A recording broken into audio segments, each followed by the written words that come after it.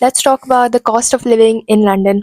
Hi guys, welcome back to my channel. If you're new, hi, I'm Sanika and I create content for those who are planning to come to UK from India. Let's get started.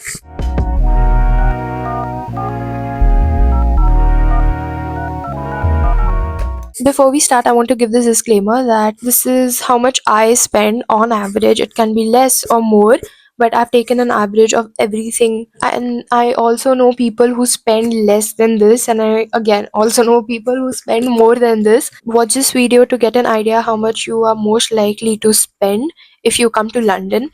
Do a comparison if you want to stay in London or Birmingham or Nottingham or Manchester, anywhere. Starting with accommodation, I stay in student accommodation, so my monthly rent is £1,270. But again, I stay in a studio. You can get it for lesser if you stay away from central areas and if you stay in shared flats. My friend stays quite far, but she pays £500 as her rent. Remember, everything is possible. You can definitely stay here for cheaper and earn more money. You can stay in London with lesser expenses too. Next is bills. Average, it will be £200. Since I stay in student accommodation, my bills are included in my rent. Pro tip, if you stay in a new apartment which is newly made, which has new systems or equipments in the home, it will be a lot lesser. That is what happened in my last home. So secondly, your bills also depend on your usage. I'm talking about water, gas, electricity and heaters. None of my friend and flatmates don't have their heaters and electricity included in their rent, so they have a huge electricity bill. The next bill you have to take care of is laundry.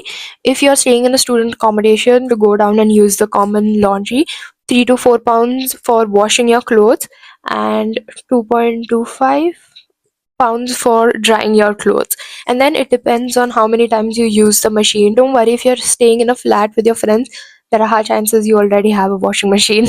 If you're not a student, then you will have to pay council tax. Completely depends on the area you're staying in. But one tip I can tell you that if you're staying with students, you do get discount on your council tax. The next bill is Wi-Fi. Some buildings do have it included in the rent, but others don't. The other bill is phone bill. I use Lebara, which is around £10 per month.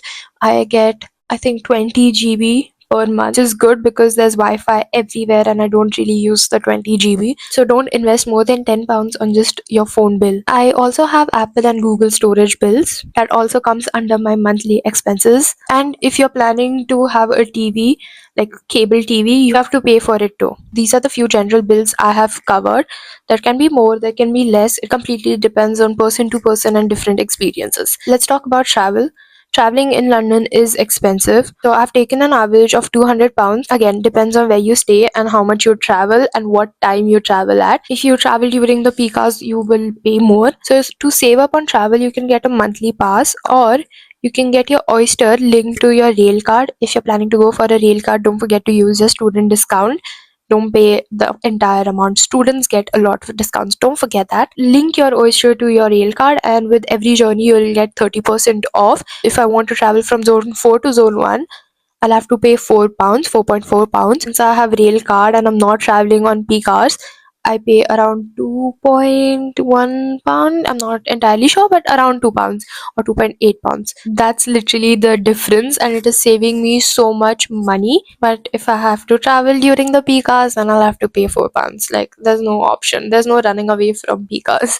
Let's talk about groceries. I pay around £150 per month. It could be less, never less but more. It's always more, but the average is £150.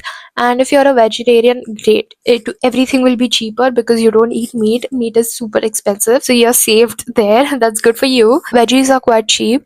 Fruits are expensive. I eat a lot of fresh fruits, so I do spend more on groceries. And I don't make chapatis at home, I purchase them from outside, so it's around £1.75 per packet, and I do need it very often because I'm a chapati eating girl. So the other bill is miscellaneous. It can be just a party ticket, a shopping spree, unwanted expenses. Be ready for that and keep your money in savings so you have backup money in case there is an emergency. The next is visa process. Definitely spent more than £350 on just my visa process. It was hectic. So many wrong things happened.